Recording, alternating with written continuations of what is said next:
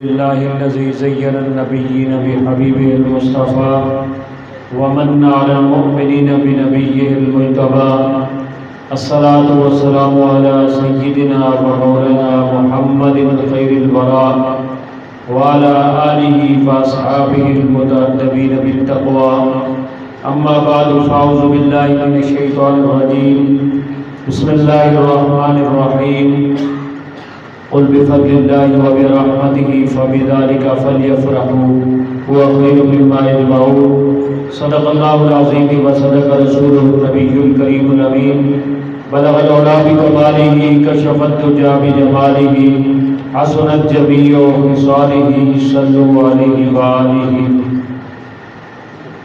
آج یہ جشن آزادی کا پروگرام اور 14 اگست کے موقع پر جامعہ سیدنا صدیق اکبر ٹاؤن بہاولپور میں تمام اساتذہ کرام بھی تشریف فرما ہیں. حضرت علامہ مولانا محمد طارق امیر سیدی صاحب دامن برکاتہ العالیہ، حضرت علامہ مولانا پیر سید مقصود شاہ صاحب بخاری دامن برکاتہ العالیہ، حضرت قبلہ قاری صاحب قاری نذیر احمد قادری صاحب دامن برکاتہ العالیہ اور تمام طلباء کرام سب کو اس خوبصورت نشست میں بہت بہت مبارکباد پیش کرتا ہوں. اللہ رب العزت نے وہ جو نعمت عطا کی پاکستان کی صورت میں، اس کا شکرانہ ادا کرنے کے لیے اللہ رب العزت کا لاکھ لاکھ شکر ہے کہ جس نے یہ ہمیں پاکستان جیسا خوبصورت ملک عطا فرمایا، جس کے اندر بیٹھ کر ہم آزادی سے جو بھی عبادت کرنا چاہیں، نماز پڑھنا چاہیں، قرآن مجید کی تلاوت کرنا چاہیں، جو بھی کرنا چاہیں، کوئی پریشانی نہیں، کوئی ٹینشن نہیں. اللہ رب العزت کا خاص کرم ہے.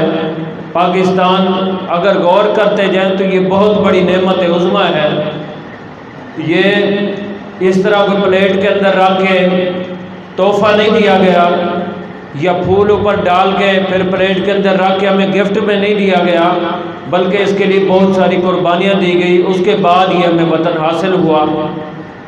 قرآن مجید کے اندر بھی اللہ رب العزت نے خوشی منانے کا حکم فرمایا جب تم پر اللہ کا فضل ہو اور اس کی رحمت ملے تو خوب خوشی منایا کرو. پاکستان بھی ایک اللہ کا فضل ہے اور اس کی نعمت اور رحمت سے ہی ہمیں ملا ہے، تو اس موقع پر بھی ہمیں خوشی منانی چاہیے. ایک مرتبہ جب 1965 کی جنگ ہو رہی تھی، حضور علیہ السلام ساتھ ہیں اور کچھ صحابہ کرام بھی ساتھ ہیں. حضور علیہ السلام نے مکمل یہی وردی جو جنگ والی ہے وہ پہن کے، اور ہتھیار بھی آپ کے ساتھ تھے، اور آپ جا رہے تھے اور پھر واپس بھی آ رہے تھے. پھر کسی نے خواب میں دیکھا تو پوچھا حضور آپ کہاں سے آ رہے ہیں؟ فرمایا پاکستان کے ساتھ انڈیا کی جنگ ہو رہی ہے تو وہاں پاکستان کی مدد کے لیے میں گیا تھا وہاں. اور پھر بہت ساری مشکلات کا سامنا کرنا پڑا. بیت المدراس کے موقع پر حضور علیہ السلام نے خطبہ دیتے ہوئے جب سامنے یہودی اور عیسائی تھے اور بہت سارے بادشاہوں کو بھی للکارا، فرمایا اعلم ان الارض للہ ورسولہ، بے شک زمین اللہ کی ہے اور اس کے رسول کی ہے، اور اس کے اوپر جو نظام چلے گا وہ بھی اللہ اور اس کے رسول کا نظام چلے گا.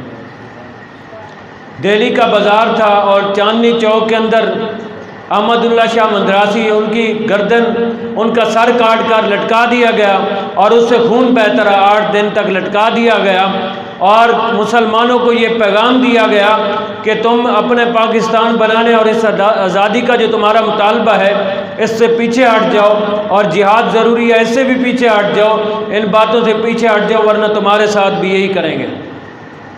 دہلی کی جامع مسجد کے اندر مسلمان نماز پڑھنے کے لیے آئے، ادھر کافروں نے حملہ کر دیا، 200 مسلمانوں کو شہید کر دیا. پھر مسلمانوں نے تلوار نکال لی اور اس کے بعد گئے، جو بھی ان کے پاس لکڑی آئی یا پلنگ سے لکڑی توڑ کر جہاں سے بھی جو چیز ملی، پھر وہ یوں سمجھے صحیح جو مسلسل جد و جہد تھی آزادی کی اس پر وہ چل پڑے، اور مستقل مزاجی سے انہوں نے کافروں کا پیچھا کیا اور 1200 کو فنار کیا، ان کو ختم کر دیا، صفحستی سے ان کو بٹا دیا، اور پھر ان کو گھر کے دروازے تک چھوڑ کے آئے. تو اس کے بعد ایک شخص کہتا ہے جب یہ منظر میں سارا دیکھ رہا تھا، دہلی کے بازار میں جب بھی چلتا وہاں پر لاشیں ہی لاشیں تھی، وہاں پر خون ہی خون تھا. اتنی قربانیاں دی، اتنی مشکلات کا سامنا کرنا پڑا. کم و بیش 2 کروڑ لوگوں نے اپنے گھر چھوڑے، اپنی جانیں، اپنا تن من دھن سب کچھ قربان کر دیا، اپنے خون کے آخری قطرے تک بہا دیا پاکستان کو حاصل کرنے کے لیے۔ اور اس وقت دریا کی طرف جاتے، کوئی دریا کی ایسی جگہ نہیں جہاں سے کوئی لاش نہ بہہ رہی ہو، جہاں پر کوئی خون نہ گزر رہا ہو، کوئی کنواں ایسا خالی نہیں تھا جہاں سے کوئی لاشوں سے بھرے ہوئے کنویں تھے۔ اتنی مشکلات سے یہ ملک حاصل ہوا۔ حضرت علامہ فضل حق خیر آبادی رحمۃ اللہ علیہ، آپ جو اس پوری تحریک کے امام تھے، آپ نے بڑی بھرپور کوشش کی اور اتنے تک کالے پانی کی سزا دی گئی، مٹی کے ٹوکرے اٹھوائے گئے، اور اس کے بعد فرماتے ہیں وہ پانی مجھے دیا جاتا جو سانپ کے زہر کے برابر زہر تھا، وہ پانی پلایا جاتا۔ فرماتے تھے نہ ہمارا یہودیوں سے کوئی تعلق ہے، نہ ہمارا عیسائیوں سے کوئی تعلق ہے، ہاں حضور علیہ الصلوۃ والسلام پر جان، ہر چیز، مال اولاد، ہر چیز قربان ہے، سانپ کے زہر کے برابر پانی پی کر بھی میں راضی ہوں، حضور علیہ الصلوۃ والسلام اس پر راضی ہیں۔